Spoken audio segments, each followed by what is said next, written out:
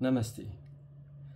Je suis en Inde et hier j'ai visité un temple, ou plutôt une cave, où se recueillaient des grands sages indiens. Et sur la porte, à côté de la porte, il y avait une inscription d'un de ces sages, un swami, dont je ne me souviens pas du nom, mais c'était un sage, qui disait que nous passons notre vie à chercher le bonheur au travers de différentes relations, que ce soit des relations amicales, des relations sentimentales, des relations avec nos enfants, avec notre femme ou notre mari, et que c'était une illusion, parce que nous dirigions notre recherche vers l'extérieur de nous, alors que notre recherche est à l'intérieur de nous. Alors c'est un concept un petit peu particulier, surtout dans le contexte flamme jumelle, parce que dans le contexte de flamme jumelle, on est aussi dans une relation particulière d'incarnation, et on est aussi en recherche de complétude, en se disant que cette personne-là, c'est ma flamme jumelle, ce qui est vrai. Mais on pense que c'est parce qu'on va se réunir à un moment donné qu'on va trouver le bonheur durable. En tout cas au début. Eh bien c'est faux. On ne trouve pas le bonheur durable à l'extérieur de soi-même. Et c'est aussi vrai pour un couple, entre guillemets, normal, et un couple de flammes jumelles.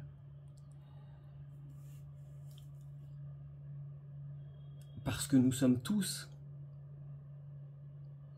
issus de la même source. Et parce que nous sommes tous issus de la même source, nous sommes tous liés à cette source. Et nous sommes tous liés les uns aux autres. Et nous sommes tous liés à tout ce qui nous entoure. Dès lors, c'est important d'arriver à la compréhension que l'autre, n'importe quel autre, que ce soit votre flamme jumelle ou votre âme sœur, ou un inconnu dans la rue, ou une inconnue dans la rue, vous est lié. Et ce que cette personne, cette rencontre fait, c'est vous révéler à vous-même vos propres imperfections. Et ces imperfections, elles sont basées exclusivement sur l'ego, sur votre ego. Freud écrivait que l'amour c'est un échange d'ego. Mais c'est une vision totalement égotique de l'amour qui génère la dépendance. Parce que quand il y a un amour égotique entre deux personnes, je délègue une partie de mon ego à l'autre, et cet autre fait pareil. Et donc là, puisque j'ai délégué une partie de mon ego à l'autre et l'autre fait pareil, ça se croise, et chacun des deux, finalement, a l'impression d'être complet, d'être dans une unité, grâce à l'autre, grâce à ce que l'autre nous apporte. Et surtout, ce que l'autre nous apporte fait écho à ce que nous cherchons à l'extérieur de nous pour compenser ce que nous avons vécu dans le passé, que ce soit notre enfance ou nos vies précédentes. Et on comprend bien que quand c'est comme ça, comme le dit Freud, lorsque l'un des deux n'est pas satisfait, quelle que soit la raison, parce que finalement il n'y a aucune raison d'être satisfait ou pas satisfait, les choses elles sont juste là, comme elles doivent être. C'est parce qu'il y a une insatisfaction, parce qu'il y a non-complétude à la base de chacun des deux. Mais donc, quand un des deux n'est pas satisfait, parce qu'il n'a pas fait le bon travail se retire de la relation pour redevenir une entité séparée, vous voyez bien que celui qui reste dans la relation, qui est face à cette séparation, il n'a pas encore eu le temps de retrouver sa part d'ego. Et donc il souffre. Et cette souffrance, c'est une souffrance purement égotique. Parce que votre âme, elle ne souffre jamais. Jamais. Votre âme, qui vous êtes vraiment, est toujours connectée à la source et elle est toujours connectée à la personne. Mais pas la personne physique, à l'âme de la personne. Parce que nous sommes tous liés. Alors que lorsqu'on atteint la compréhension que nous sommes tous liés, que notre âme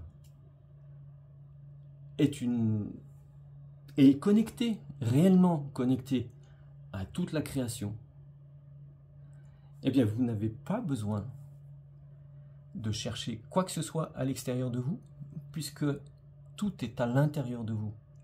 Vous vous reconnectez à vous-même, à votre âme, et vous découvrez alors que vous n'avez besoin de rien, que votre âme n'a besoin de rien, parce qu'elle est connectée à la source. Elle est toujours connectée. Elle est dans un état de béatitude, en anglais c'est bliss, elle est dans un état de sérénité et de bonheur constant.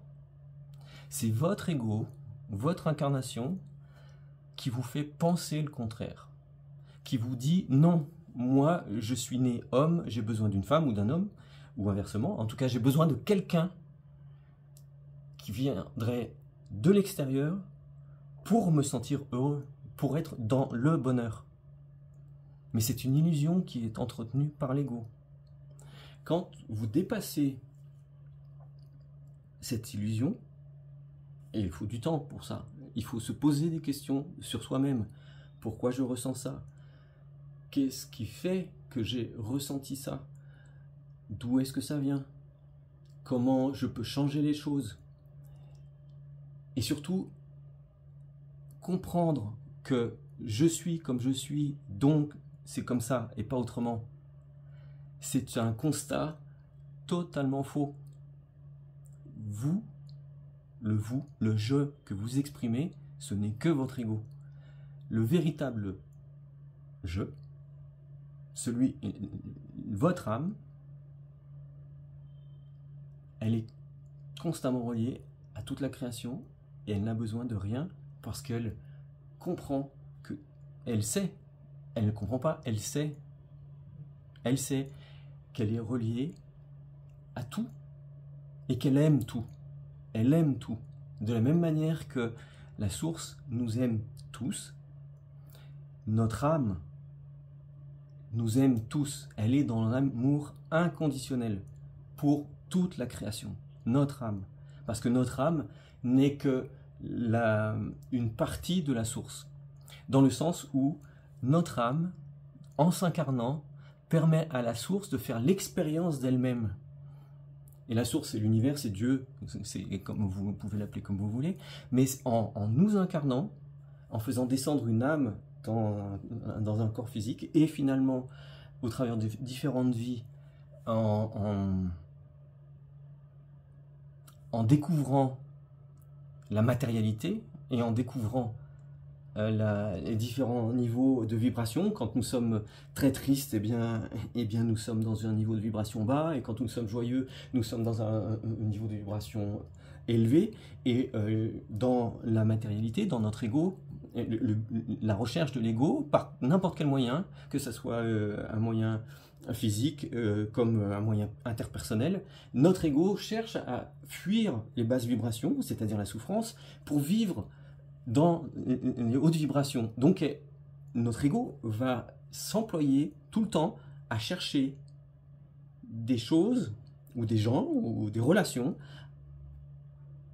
à l'extérieur, en disant pour être heureux j'ai besoin d'une femme, pour être heureux j'ai besoin que mes enfants me considèrent, pour être heureux j'ai besoin d'avoir un bon travail, Pour être heureux, j'ai besoin d'avoir une belle maison.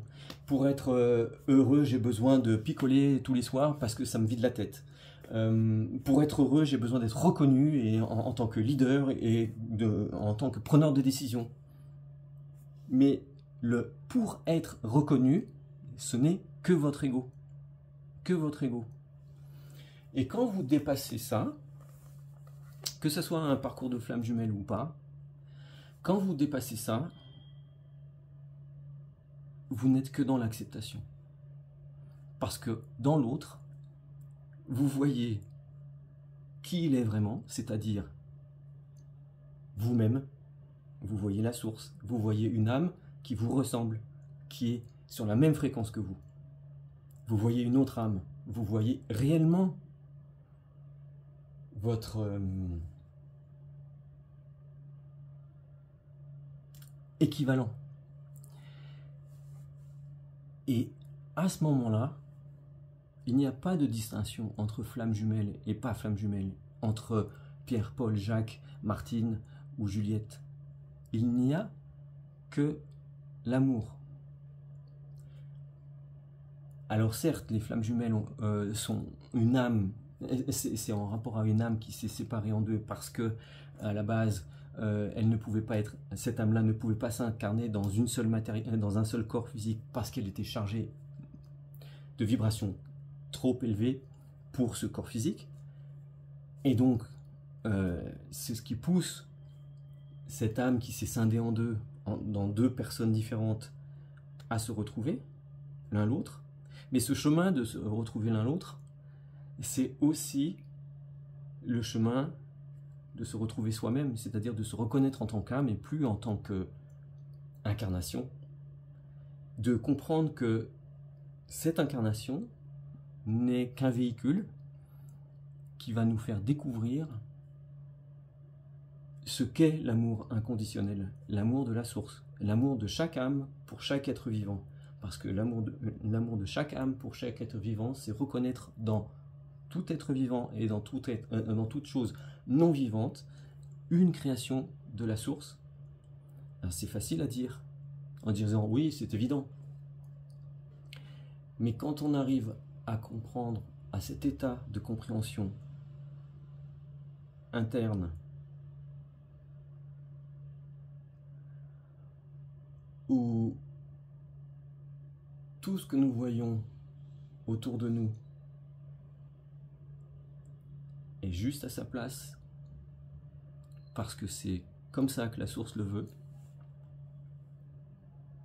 eh bien on est libéré de tout.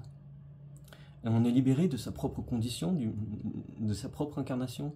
On n'a plus besoin de prouver quoi que ce soit, parce qu'on a trouvé quelque chose qui est plus grand que notre incarnation.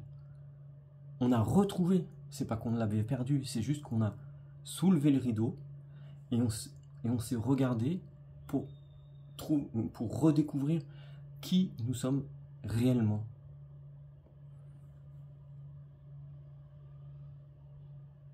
Et à ce moment-là,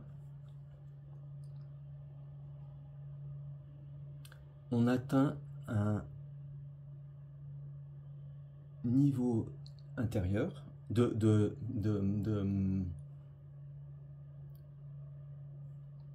joie pure qui se suffit à elle-même.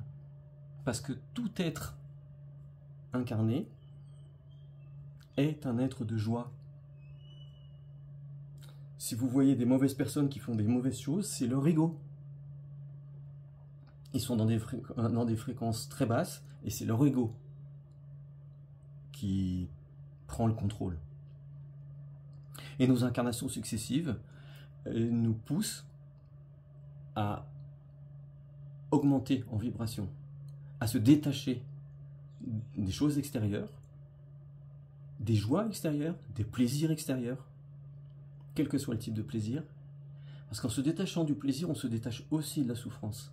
Parce que dans une incarnation, le moteur de chacun de nous, c'est une recherche constante du plaisir et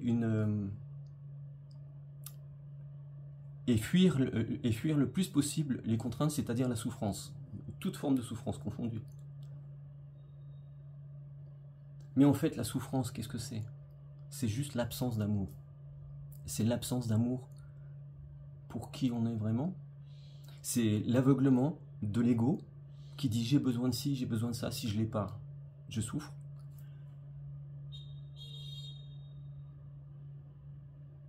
Et à ce moment-là, on rentre dans une compréhension de soi-même et on jouit pleinement de son incarnation.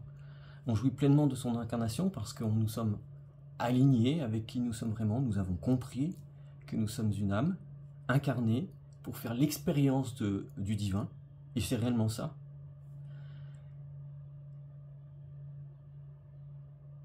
Et alors, quelles que soient les choses qui arrivent dans la vie, on réalise que c'est pour notre bien.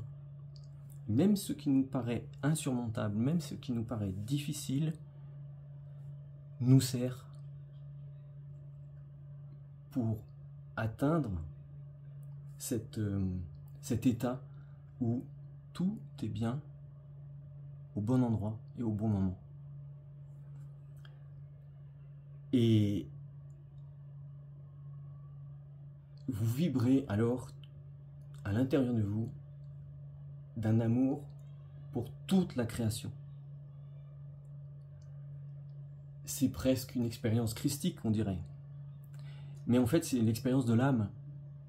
Le Christ ou tous les sages hindous ou Bouddha, ils ont tous fait la même expérience. Ils ont réalisé cet état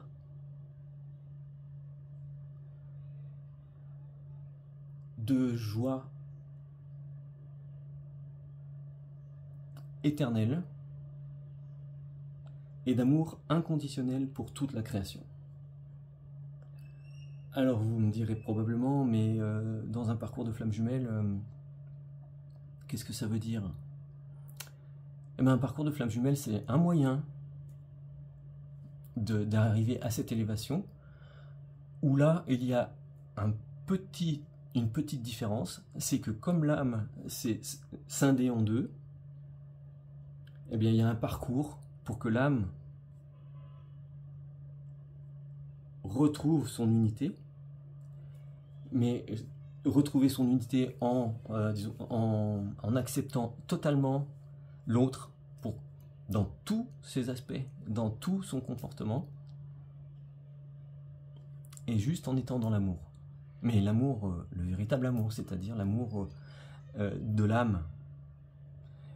Et pourquoi une expérience de flamme jumelle est particulière? Parce que l'âme s'étant scindée dans deux corps, quand elle retrouve sa moitié, elle est la personnification, si vous voulez, de l'amour, de l'amour de la source pour nous tous. Parce qu'à ce moment-là, deux personnes au sens physique du terme, au sens matériel du terme, se retrouvent, et la façon dont ils témoignent l'amour qu'ils ont l'un envers l'autre est telle qu'ils deviennent finalement une lumière pour l'humanité, pour tout le monde. Parce que cet amour-là ne pose aucune condition. Il est. Et cet amour-là est par essence équivalent à l'amour de la source, c'est-à-dire totalement bienveillant. Il n'y a plus de conditions. Il n'y a plus d'ajustement à faire. Il n'y a plus de concession. Est-ce qu'une âme ferait une concession envers elle-même? Non.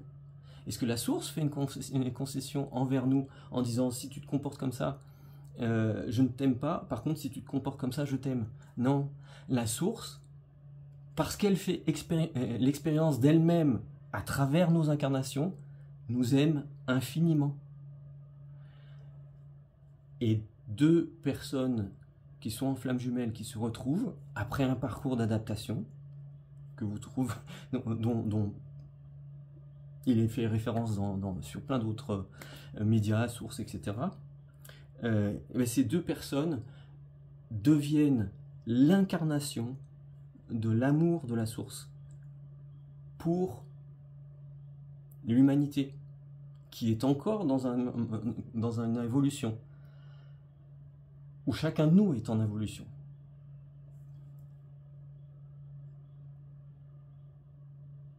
Pour ça, ça demande de l'humilité, et surtout, ça demande de se dire qu'est-ce que j'ai à apprendre de ce qui m'arrive. Comme disait Bouddha, la première étape d'un éveil spirituel, c'est la souffrance. C'est reconnaître la souffrance. Et c'est apprendre à dépasser la souffrance. Et je vais vous donner un exemple. Ça fait plusieurs années que mes enfants ne me parlent plus. Au début, c'était très souffrant. C'était quelque chose d'insupportable. De vraiment insupportable. Et maintenant, qu'ils soient là ou pas, je les aime. Ils sont sur leur chemin. Ils expérimentent dans cette vie la séparation d'avec leur père. Et moi, dans ma vie, dans cette incarnation, j'ai fait l'expérience de la souffrance, de la séparation d'avec mes enfants. Mais mes enfants, ce sont des âmes, comme moi, et nous sommes liés. Et mes enfants ont autant d'importance que l'inconnu dans la rue, parce que l'inconnu dans la rue, c'est aussi une âme avec qui je suis en relation. Et chacun de nous fait l'expérience de soi-même. Et au travers de nous-mêmes, la source fait l'expérience d'elle-même.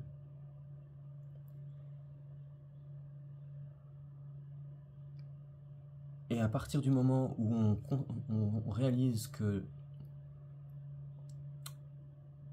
nous sommes tous un, et que ce n'est pas juste une sentence, c'est pas juste une phrase, c'est pas juste un mot, c'est pas juste un concept, mais qu'on l'a réellement intégré au plus profond de son être, alors il n'y a plus de séparation, plus aucune séparation. Ça n'existe pas. Simplement, ça n'existe pas. Et s'il n'y a plus aucune séparation, il n'y a plus aucune violence non plus. Parce que on réalise que tout autour de nous, c'est nous. Et nous sommes complets dans qui nous sommes, parce que nous sommes connectés à la source. Tout le temps. Et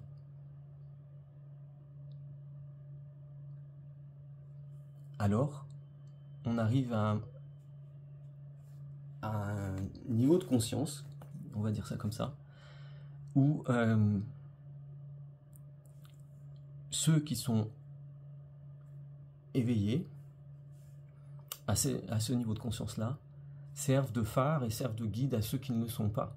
Et ce phare et ce guide, ce n'est pas forcément uniquement pour les personnes que l'on connaît, les personnes physiques que l'on connaît, mais c'est pour tout le monde.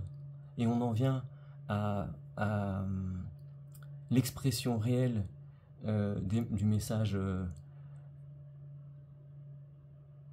christique, qui est donc aimez-vous les uns les autres comme je vous ai aimé, parce qu'on se rend compte que chacun de nous, c'est nous, que chacun de nous, c'est la source.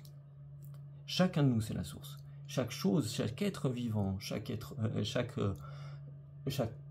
rocher, tout est la source. Tout est la source. Et nous aussi, nous sommes la source. Voilà. Donc, bon parcours.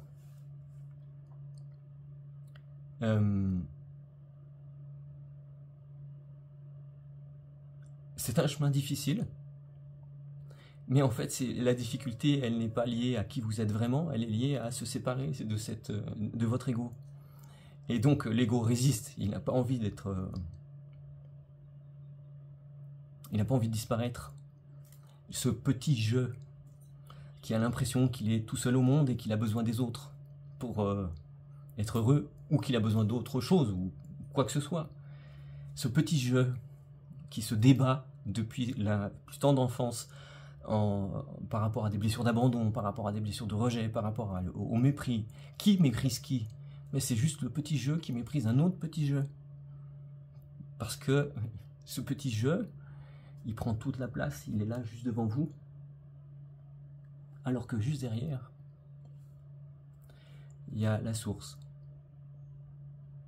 Et quand il n'y a plus de petits jeux, alors bien sûr, on existe en tant qu'être incarné, mais quand le petit jeu fait place à la source, à la prise de conscience de la source à l'intérieur de soi, à la découverte de son âme à l'intérieur de soi, on découvre que nous ne sommes qu'amour, véritablement.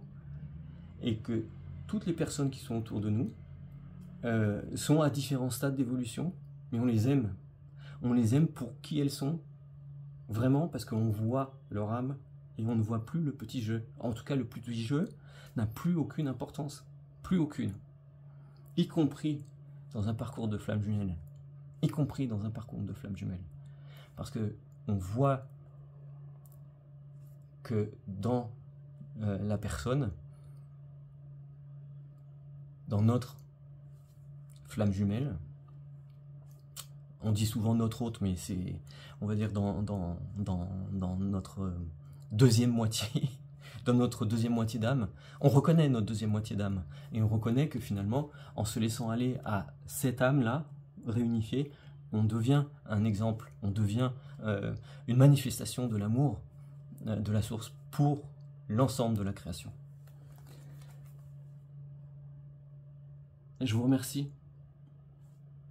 Namasté. Prenez soin de vous. Je vous aime.